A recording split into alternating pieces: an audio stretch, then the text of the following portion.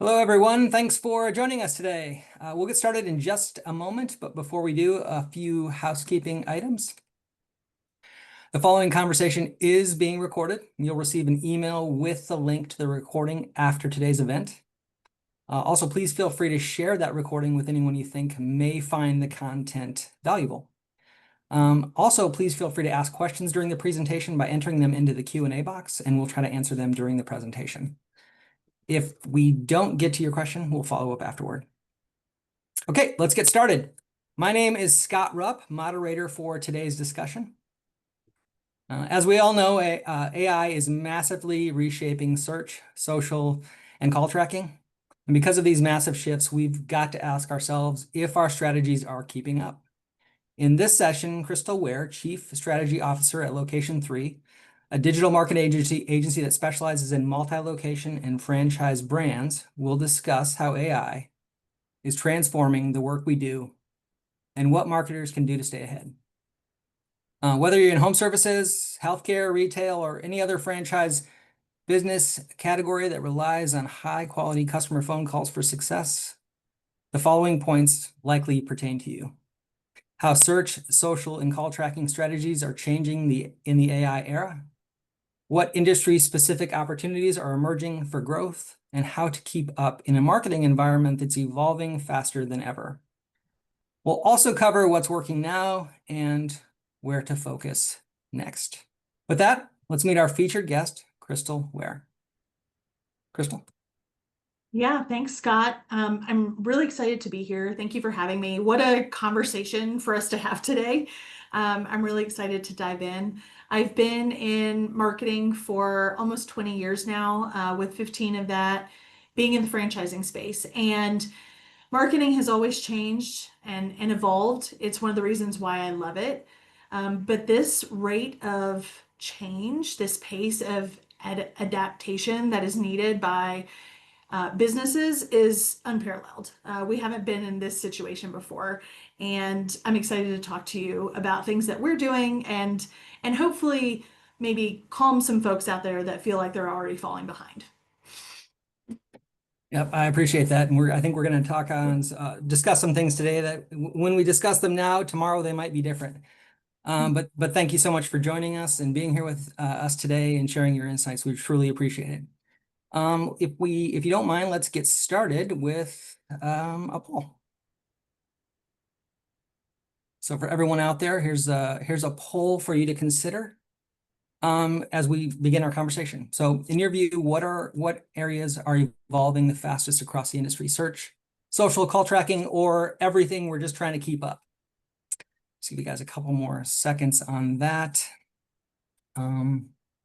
As I kind of expected here, I'll just about wrap it up here. As I kind of expected, we're kind of in for it across everything. Is search obviously is paramount. Socials is becoming important, but we're just trying to catch our breath and move forward from this point in time.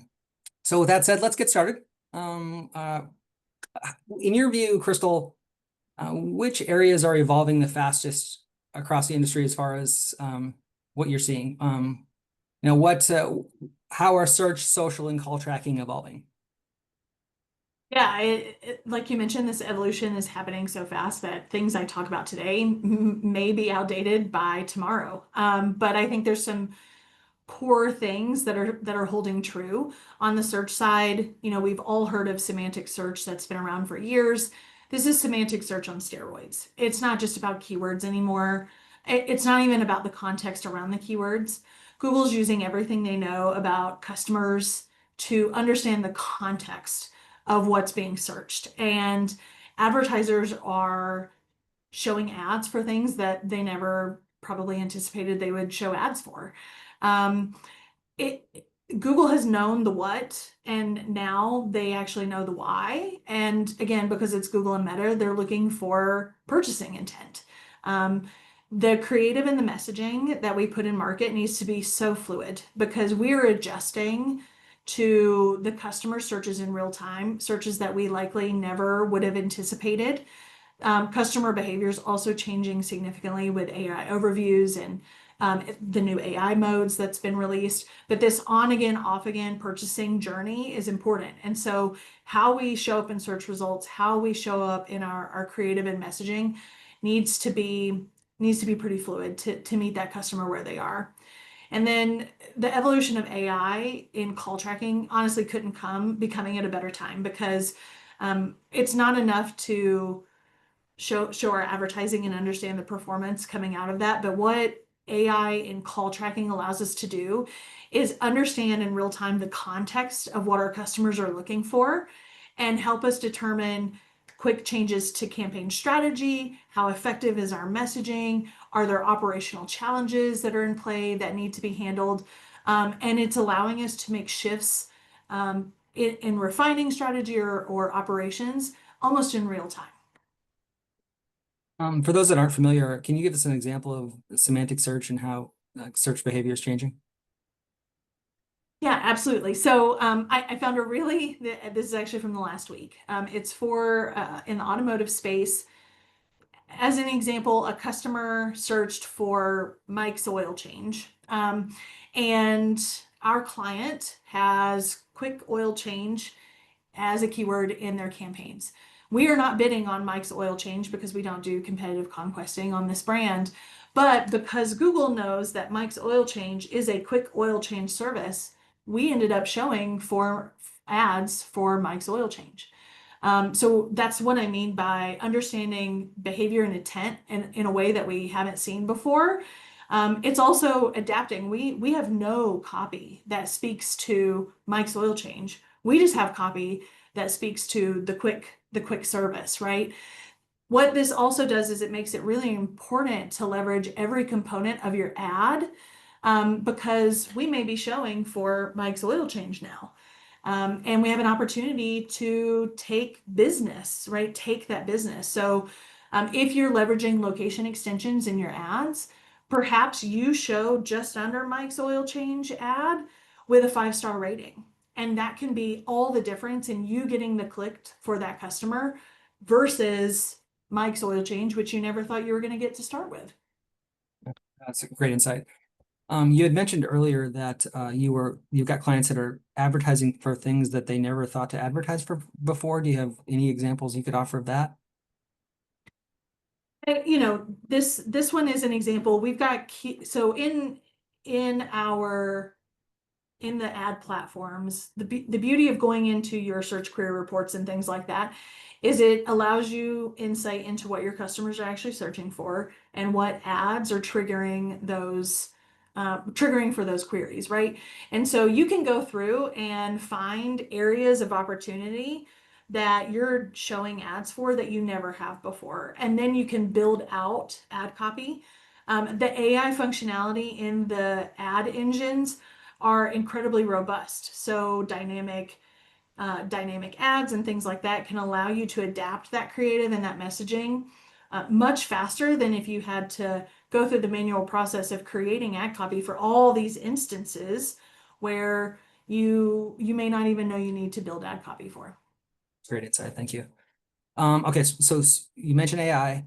It's playing a significant role in marketing. It's no secret. But are there other trends that you're seeing that we should be watching? Yeah, absolutely. So one possibly silly but very obvious trend is confusion. There's a lot of confusion in the market. Brands just aren't sure what to do. The customer journey is all over the place. Privacy is throwing a wrench in this. Your costs are also really high. We're seeing the AI overviews potentially increasing your cost to bid on your core terms in Google. You're seeing high competition in Meta for people trying to reach a smaller audience. Marketing just may not be delivering what it's delivered for you in the past because of how expensive things have become. So brands are trying to adapt in real time, and it's creating artificial inflation of costs and things like that. This is all amplified by privacy concerns from customers.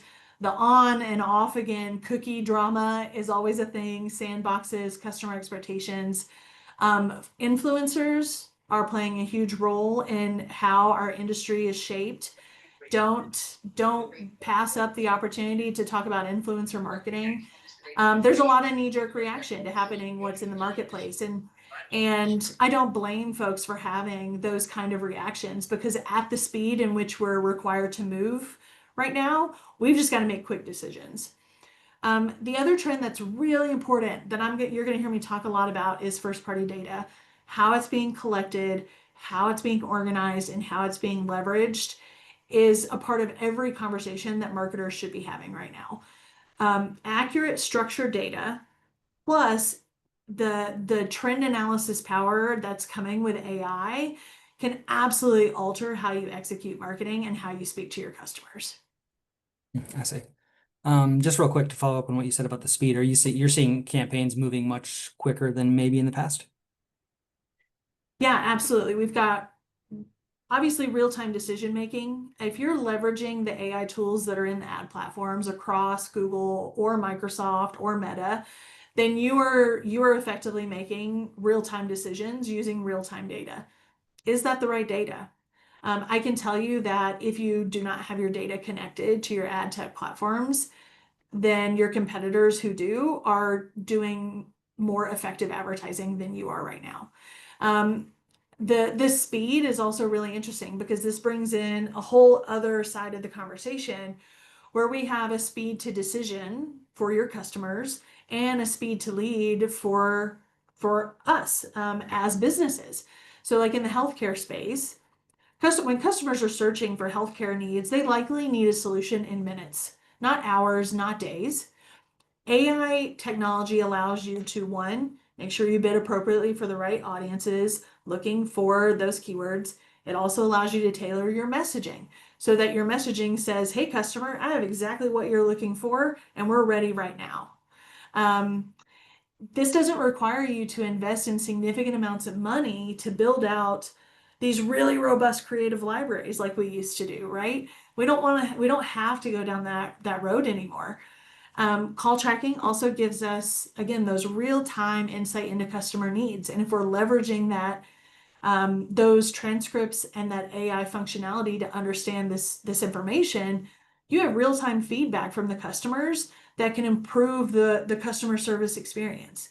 If you have a weekly, maybe even a daily huddle with your customer experience team, you could pull trends out of every customer engagement that you've had over the phone in the last 7 days and update your processes or update your scripts or update whatever that might be to, in the moment, improve that customer service experience. Yeah, that makes a lot of sense. It's the response time to move with the market is instantaneous. And daily, it can be a daily exercise, I imagine. Um, Absolutely. so what about the tried and true, the old techniques the tactics that have always worked? What is less effective now or is just not working? Yeah, great question. So, on the search side, your standard Google campaign setup with expansive keyword research, hyper categorized ad groups, you may be putting in a lot of work and it may not be as impactful as you think it is. Exact match keywords aren't really a thing anymore, given the semantic functionality that we talked about earlier. So it's more about small and concise, but use the data to set up your campaign structure in a way that makes the most sense. I was actually in a conversation yesterday. Folks don't realize that you can use the AI bid strategies. That should be central to any of your Google management. Let's stop optimizing toward clicks. It's not necessary. Leverage the sophisticated bid models, but leverage them at the campaign level. This is not something that has to exist only at the account level. If you're not getting that granular, then you're probably missing out on opportunity. Um, Broad match is very similar. Broad match is everything. And it's, PMAX is really stepping in as a campaign type to help us solve this problem. There's also the old tried and true creative. I think the brand marketers in the room are probably gonna like clutch their pearls a little bit, but I was at Brandformance a couple of weeks ago, and Google's data is showing that AI powered video creative is delivering a 17% higher ROI on YouTube than manual creative. Now, you don't want to hand over everything about your brand to Google and Meta to tell them to do their thing. But these tools are so sophisticated that it's delivering better creative in real time. So you just got to be testing it. If you aren't breaking the fourth wall in your creative, if you have like foregone sound, you need to turn the sound back on based on your channel. Um, the AI functionality truly is so advanced, and it's advancing every day. So having a creative calendar and only running that creative calendar for the next quarter and never making adjustments won't work for you anymore. Just real quick, what are you seeing from what are your clients saying about the AI generated ad material versus previously manual? Is there a response? Is there is there a surprise Yeah, moment there? it's again, the pearl clutching, right, is it's scary. There are some brands that don't want to give over that kind of control, and that's totally fine. If that is a principle for your brand, by all means. The brands that are testing the creative suite of tools in Google and Meta are finding success from them. The click-through rate is higher, the conversion rates are really excellent. There is some tried and true brand marketing that still exists. It should always be in your creative mix. But again, because consumer behavior changes and these tools are at your fingertips and a lot of them are free, leverage them in the best way that makes sense for your brand.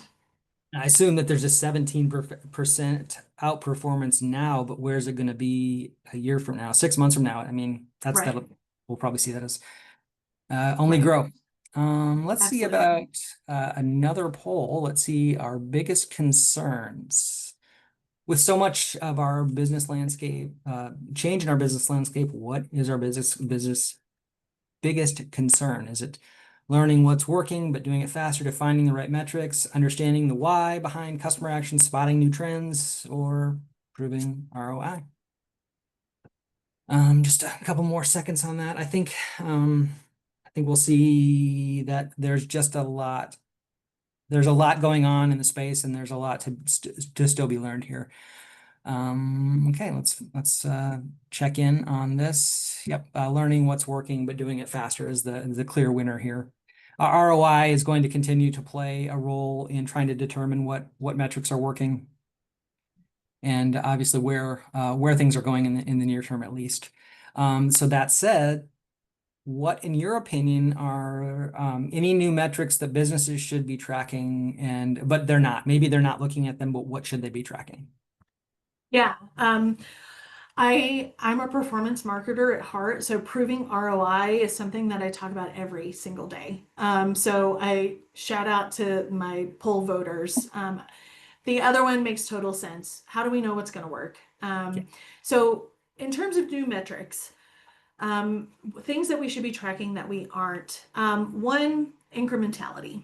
So incremental lift is not necessarily a new metric, but it's always been really hard because there is not enough technology to support the reporting that's needed for that.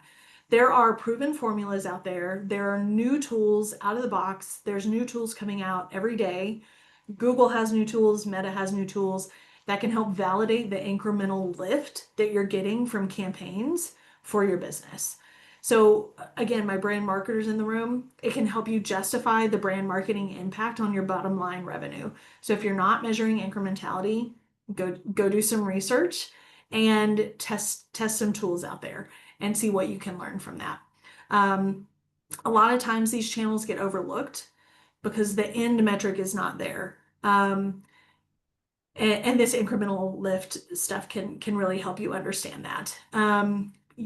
One actually really easy example is YouTube. YouTube offers a brand lift or a search lift study.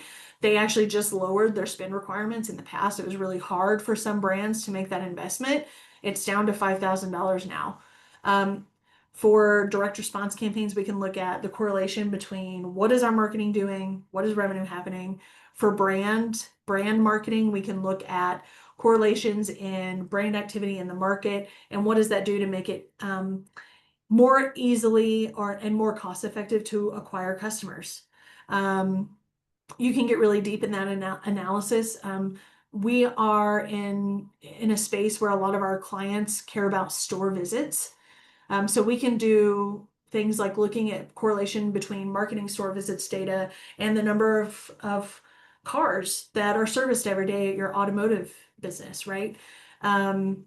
You can, in the healthcare space, we could look at the correlation between our phone call volume for people who, again, if you're looking for a healthcare need, it may be really quick. So, are we looking at correlations between qualified phone calls, and new customers and build hours if you're in the healthcare space? Something that's really overlooked that marketing tends to not measure is CAC, or the cost to acquire a customer. So again, if you can take your brand marketing efforts, you can layer on these lift studies, you can understand the correlation between brand marketing and lifts in brand search, organic traffic, as well as direct response, then what you should see as an outcome for the business is actually a lower cost to acquire a customer. So your awareness goes up, your CAC goes down, and I don't know if there's any CFOs in the room, like that's how you get your CFO on board.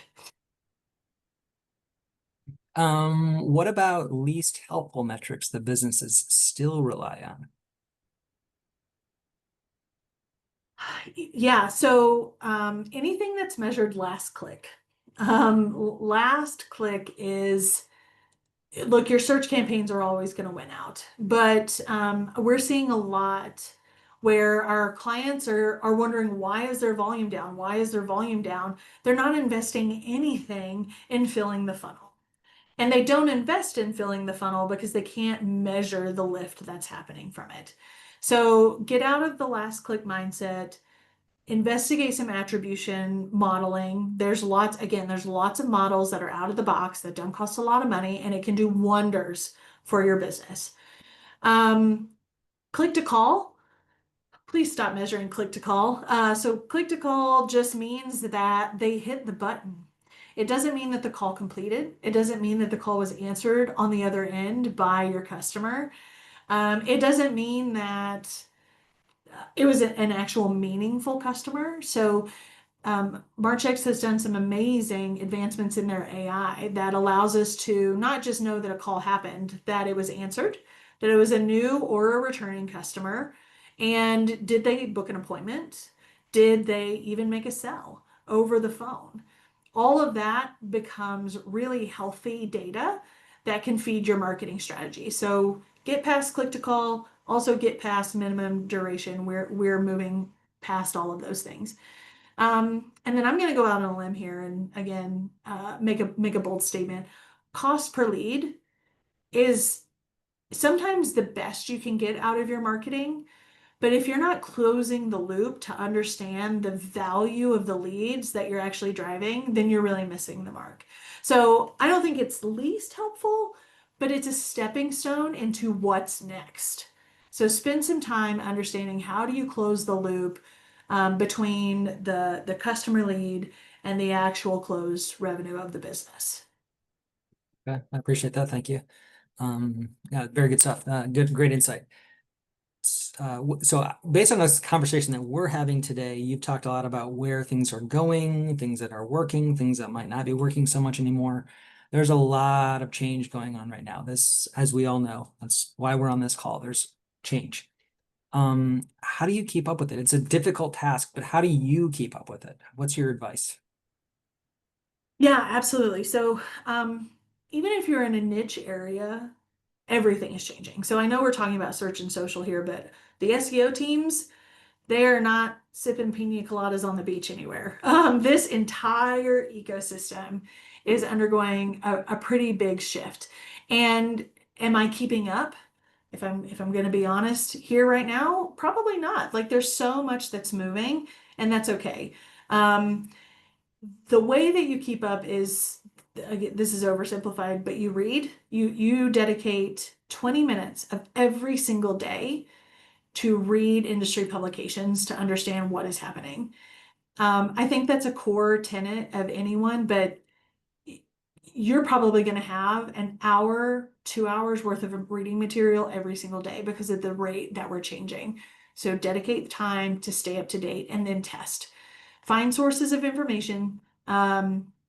Find industry experts that are sharing information. I actually would really encourage you all to go find the pockets on LinkedIn.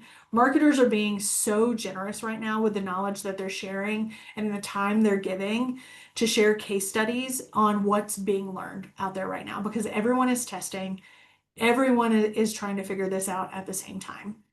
Um, Put into action what you learn. So it's really hard to figure out what works and what doesn't. There's a lot of noise. You just got to simplify it and test it and make sure the testing is sound. I do recommend something that we have done is to allocate an AI or a product testing budget for your business. Give the teams the freedom to test their tools in their day-to-day workflow. This is a top-down and bottom-up solution. You're going to need all hands to figure out how to adapt to this market. Um, be comfortable with the first iteration being a throwaway. That might be really hard to see or hear because this is an investment that you're making. But these tools are new to us. They're new to everyone. You're not going to get it right the first time, but you are going to have amazing learnings that's going to fuel the second and the third and the fourth iteration of what you're doing. So make sure that AI and technology and change is woven into the fabric of the business. Make it easy for people to be a little uncomfortable and reward people who bring those new ideas to the team. We've actually updated some of our internal team meetings so that at least one team meeting every month is dedicated solely on what is changing, AI testing, what are we learning, and how can we translate that across the business. So really just fostering this culture that everyone and anyone should be learning, should be testing, and should be growing. Do you have any guidance for budget allocation for testing new tools? Any percentage guidance? 5%, 2%? Yeah. Percentages, maybe not. I do marketing and strategy, but I'm not the finance person. Math is hard. I think the beauty of this is these tools are not that expensive. There's a lot of free ones out there. They're not that great. Some of them are. Um, there are ChatGPT. Just add the next level up. It's $20 a month. Okay. And allow people to test it. The same with Claude, right? Claude is another, 20 bucks a month. Um, there are several creative AI tools out there that you can get away with 20 bucks for a trial and then 20 bucks a month. So you're looking at a testing budget of a few $100 to try what's new and figure it out. And if you spread that across some leaders within your company, you can have a really great impact. Yeah, and across clients, I imagine. So even the spend is not just related to one client, but across the whole agency. And Right. then secondly, on what you were just talking about, do you have any guidance for your personal study time? Are you taking like the first 20 minutes of your day? What's your learning look like personally? Yeah, absolutely. So I eat the frog in the mornings. If you don't know, that's like the one thing you got to tackle. So I'm very much a person that likes to accomplish something when I first start my day. So I eat the frog in the day, I accomplish my things, and then my afternoon is reserved for learning. I set aside that time in the afternoon right after lunch, go through my publications. I know, go find my people on LinkedIn that without fail, there is something new that they're sharing. And then I have a notebook and I just jot down thoughts and ideas that I have in a notebook.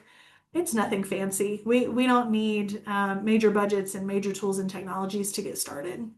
Whatever works for you, your personal preference to just have that learn and digest what's Right. going on in the marketplace. All right. Right. Let's switch back to the clients we're serving and what and even what you're seeing in the space. Is there any common marketing mistakes that you're seeing businesses making right now at present? Yeah, so one, not having a measurement strategy. I talked a little bit earlier about, this closing the loop between marketing data and business data. Um, very few brands, it seems like, have this really buttoned up closed loop reporting system to understand marketing's impact on the business. So just an example, if you're in the home services space, let's say you're a plumber, you're probably capturing appointments. There's probably a system that helps us do that. In a closed loop measurement system, what we know is all the touch points that a customer engaged with, what channel and message drove that appointment booking, whether that appointment booking led to a quote, and if that quote led to a booked or completed job along with the revenue associated with it. Those are all key points in the sales system that oftentimes marketers overlook because they're like, I got the lead. But if we can take the data that happens in the sales process and help it inform the strategy of marketing, we can make our marketing more sophisticated. So you'll also know the revenue from that job, which shifts us again from that cost per lead to revenue per booked appointment. This is not revolutionary, but it probably will feel like that for your business. Um, there's a lot of first party data that also gets put into play. You'll hear me talk about that all the time if you follow me on LinkedIn or anything like that. Um, there's so much first party data out there that you really need to find the best ways to maximize that data in understanding your business, but also just influencing the bid signals that go into campaign optimization on Google and Meta. If those things aren't tied together, you're really missing an opportunity here. Let's see, call measurement is also another good example. So with the advancements in the AI transcripting, we can again quickly understand the context of the call and inform keyword strategies, inform landing page changes. We can tell if it was a returning customer that had a problem, and does that get sent off to operations to help them understand are there improvements that we can make. All this data. I mean, we're overflowing with data, and how can we spend time making the most sense of it outside of just I have a CRM and now I don't really know how to put it into action.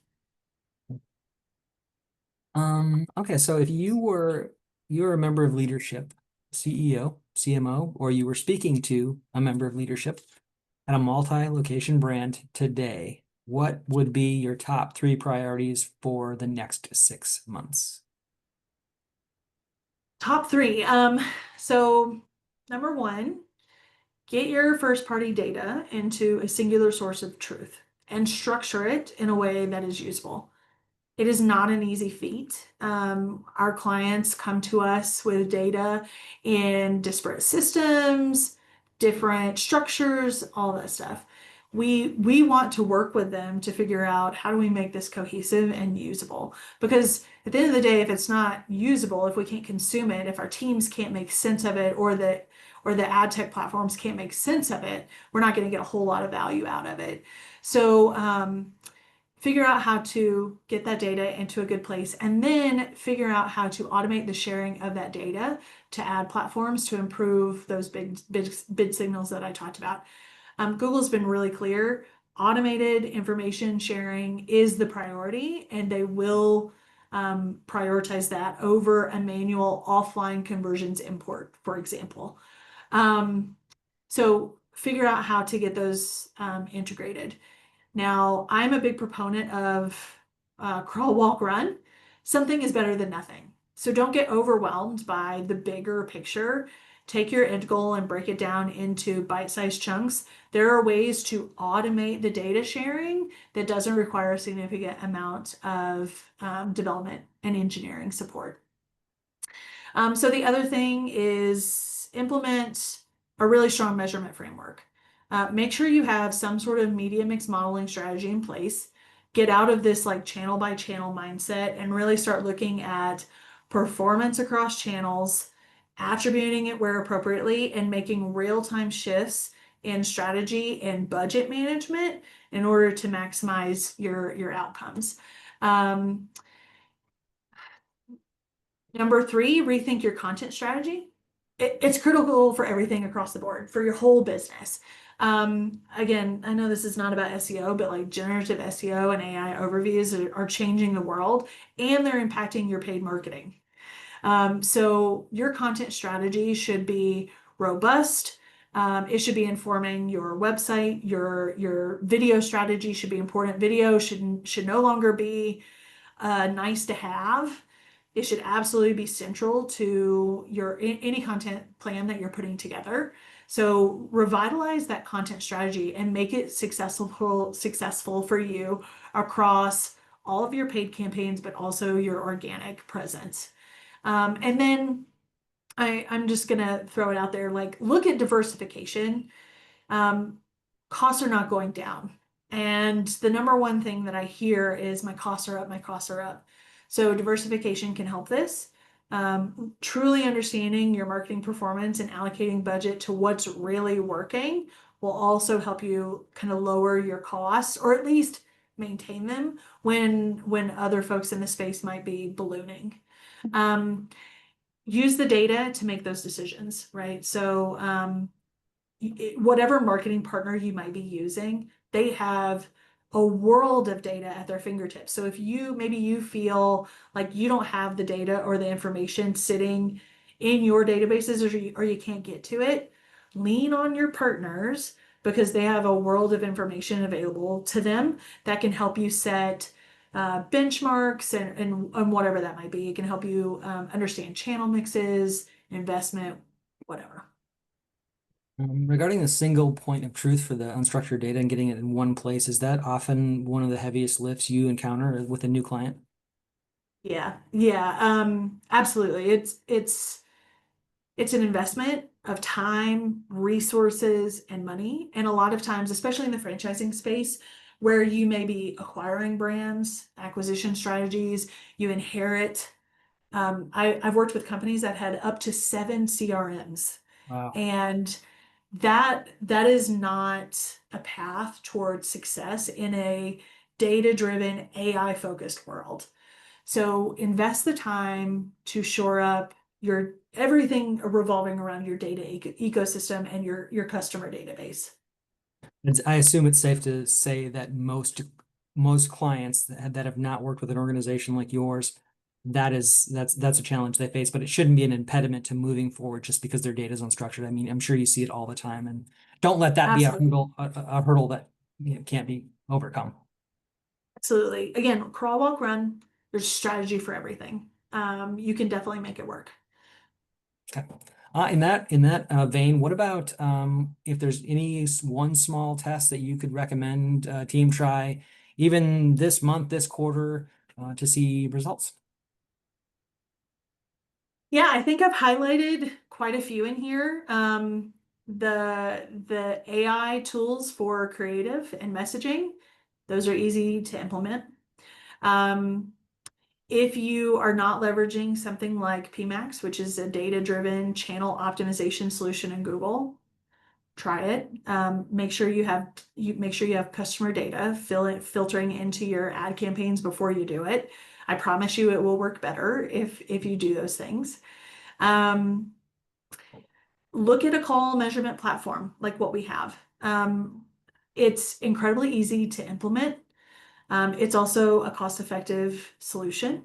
You can start learning more about your customers than maybe you ever wanted to know immediately.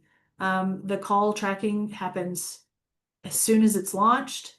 The transcripts and the recordings happen immediately.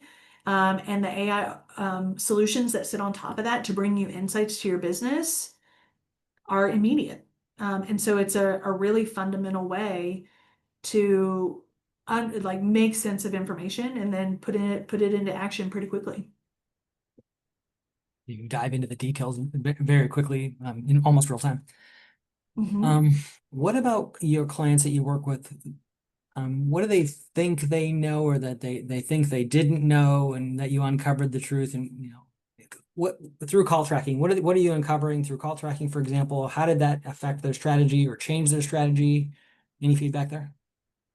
Absolutely. So the the call tracking is really interesting. I think there's actually been more operational learnings. Obviously, from a marketing standpoint, we get things that influence our keyword lists and our copy and our landing pages, but you you hear so many, or at least I do. I hear so many stories that are operational changes that come out of our call tracking solution. So again, we work with a lot of franchise systems, and it's really eye-opening for the owner to be able to listen to the calls of their staff and understand, wow, they're actually missing a lot of phone calls. Or they're actually turning customers away or recommending them go to a competitor. I actually had that happen. It was eye-opening. Um, we also hear that, what's another example? The sales and handling of your customers are probably some of the biggest things. We had feedback on why customers didn't convert from the words of the customer. They were expressing frustrations with the product. Um, and that feedback never actually made its way back to the operations side of the team until we had this kind of visibility. So we're able to track trends over time, and things like that. So marketing effectiveness from a call measurement standpoint is absolutely important, but operational change can be really impactful, in the insights that you get from that. If you don't mind, just can you share a little color about what the client thought when their staff were turning calls away or customers away? What was that? What was that like? Yeah, that's not a fun conversation you want to have, right? So, in this specific example, they called asking for a competitor. So instead of saying, "Oh, you've actually reached so and so, but what were you looking for?" Mhm. We might be able to help because we're very similar. They said, "Oh, you're looking for so and so. Let me get you their number." And it was an aha moment. I hired these folks to be the front lines of the business. They're not trained in sales. They're not trained in customer handling. They're not trained to, take what could be a potential customer and move them through that process. So they implemented a whole new training program, a whole new module, in their LMS that allows every staff member that they hire to get the appropriate training. They do some role playing initiatives. So they really rebuilt, the entire training mechanism for people who sit in that specific role. It sounds like an evolution of their whole marketing engine. So they've got the capture, the bringing them in, and then they're seeing what happens to them once they get the capture, once they get the conversation. So it's this thorough process, start to finish, if they want to look at the data because the data is obviously there. It's just an example of delivering as you said, delivering operational effectiveness through phone calls and data. Yeah. Um, all right, so let's just quickly, if you wouldn't mind, tell me about how you use Marchex's solutions for your clients. Obviously, you have the one example with helping them with some of their call analysis. Any other things come to mind? Yeah, so the evolution with March X has been really great. I just complained about everyone that's using click to call. We were using click to call a decade ago, right? We've shifted from an outdated method of performance measurement into something that is qualified call measurement.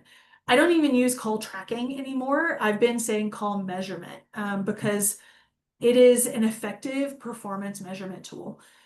We are slowly shifting away from, things like minimum duration to qualified phone calls using, Marchex's AI call disposition technology. So not only can we record that call, transcribe it, analyze it in real time, we can categorize it as a newer returning customer to help, the brands that we work with and the franchisees that we work with understand how marketing is actually driving customer count. We can determine if it was a lead in our appointment, and then that data gets filtered into their CRM system. Um, we have also leveraged the integration that Marchex has native to pipe this really rich data back into the engines.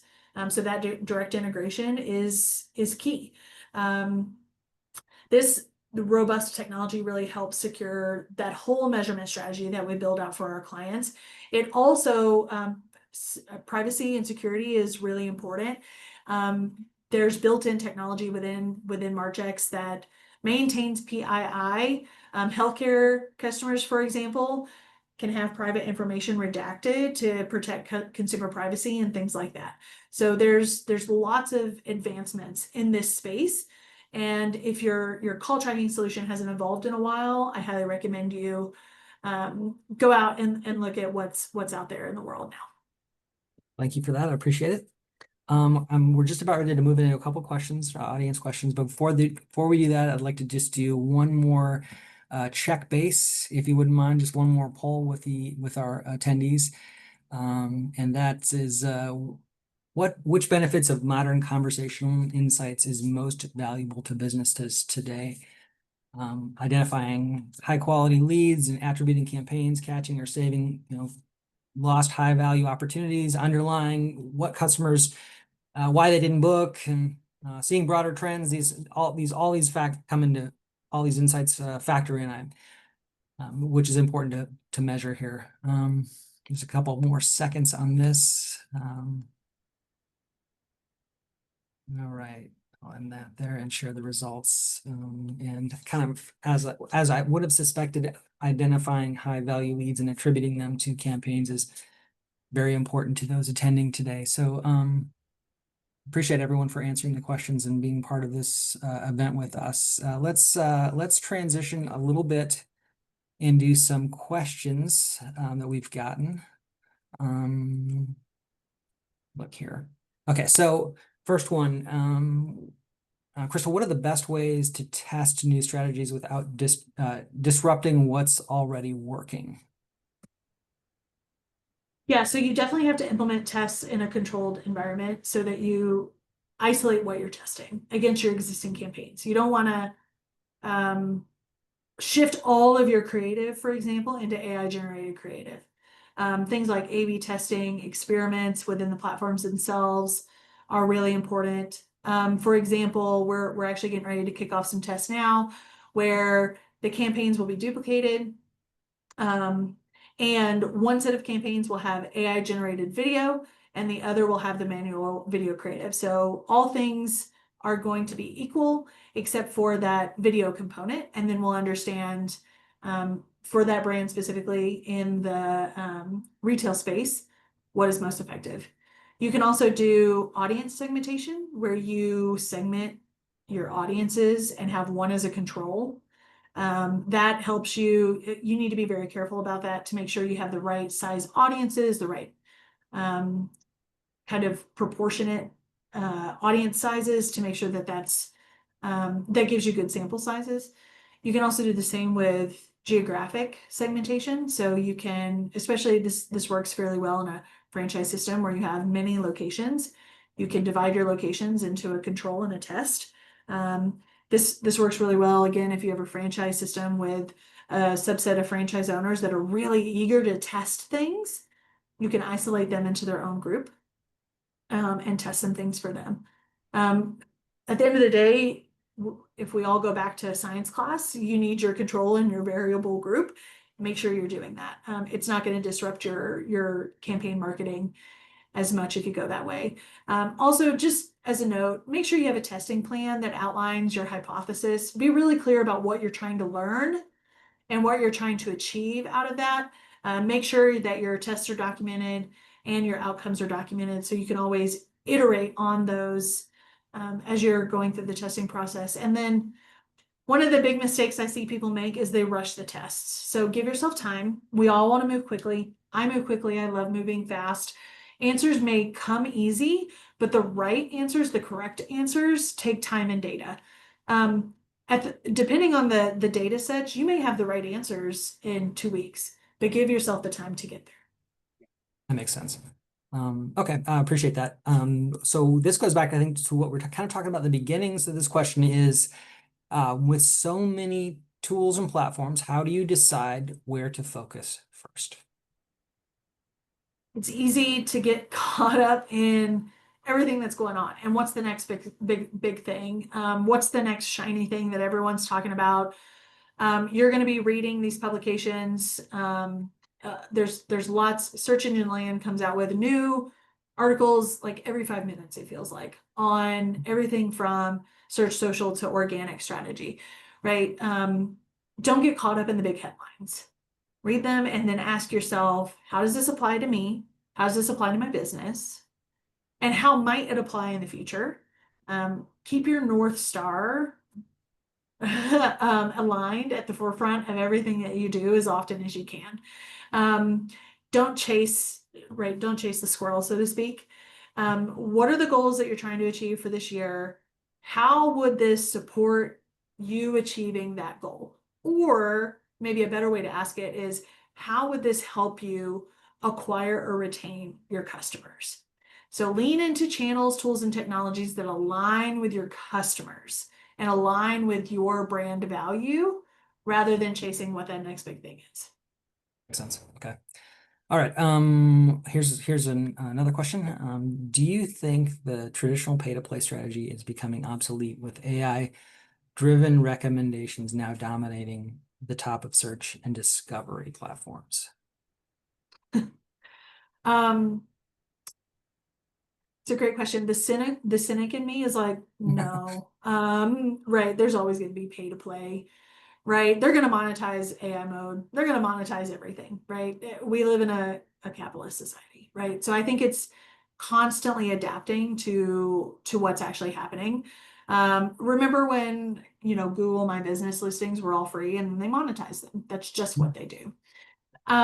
So how would we stay on top of those things? I think someone else might have mentioned in another question, people are seeing the AI overview and then they're not clicking anymore. Clicks are how Google makes money, right? So they're gonna figure out a way to adjust the search result to promote all of that. You have to find a way to make yourself relevant across every opportunity. So one of the biggest questions we get right now is, how do I show up in that AI overview? That should be a priority that everyone is working on right now with their SEO partner, whether that's in-house or an agency that you might be using. It is constantly evolving, that there is a playbook. There are things that we know work to get you to appear in that AI overview. And then there's also early studies that show if you do show in that AI overview, you actually get higher engagement from the customers that see that AI overview answer. So it's adapting to what the next thing is in the search results. And I wish I had a crystal ball. If I had a crystal ball, I'd be making so much more money. So we just gotta adapt as we go. Another maybe important point is that sometimes you can use the AI itself to help you gain better results through the AI. So that's very helpful. Yeah. Here's a question that I did have for you too.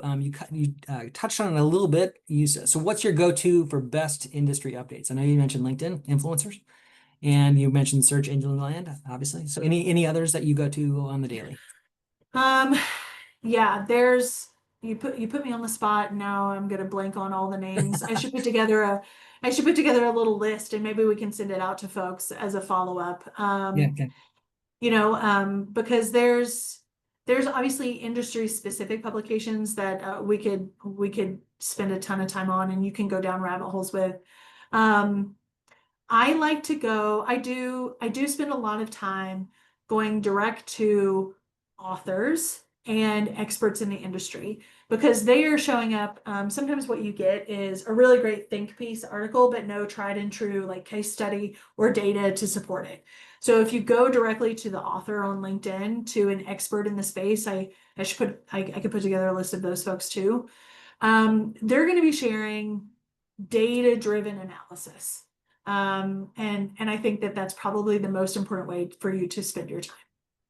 Okay, that makes a lot of sense. To drill into to what we know is working, what they're seeing results, real case studies that they're Right. seeing in the real world. Okay, last kind of technical question here, if you don't mind. You mentioned PMAX earlier. how do you see PMAX working for lead gen companies, and specifically for home services? Not to put you on the spot, but anything on that? It's funny, as marketers, everybody in this room either has a love or hate relationship with PMAX based on your current experience. I have some people that absolutely refuse to run it, no matter what. In the home service industry, we are seeing a lot of success with PMAX in driving potential leads. It is imperative that you have the right audience segments set up and the right data feeding back into the campaign in order to influence how PMAX delivers those ads. So I'll give you just a quick example.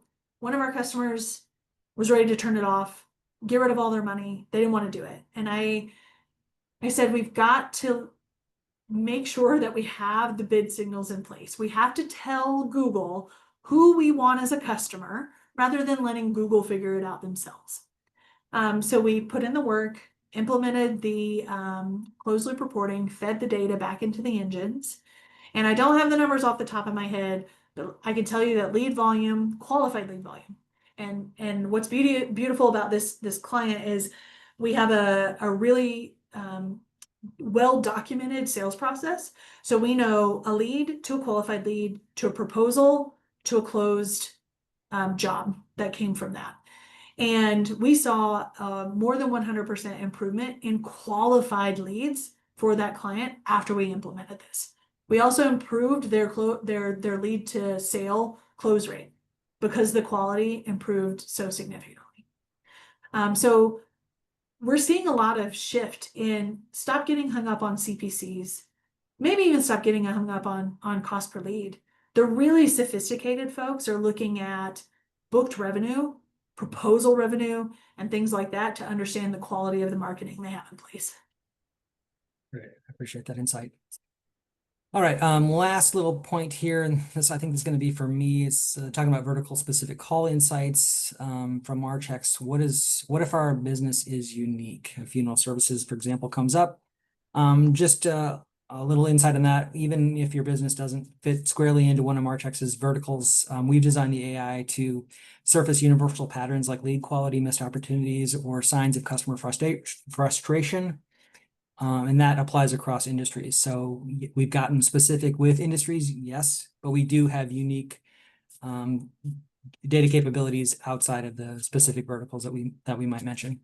And we're always looking to tailor our insights personally to the businesses where there's a use case. So what matters most to the businesses that we're serving, our clients, there's an application. Our AI is built for the world and surfacing insights that shows what works, what's not, and where you might be missing opportunities. Hopefully that is proven by what Crystal has been discussing today. That said, we're at time. I really appreciate everyone being here. Hopefully you found this session valuable and insightful. Thank you, Crystal, for sharing your insights and perspective.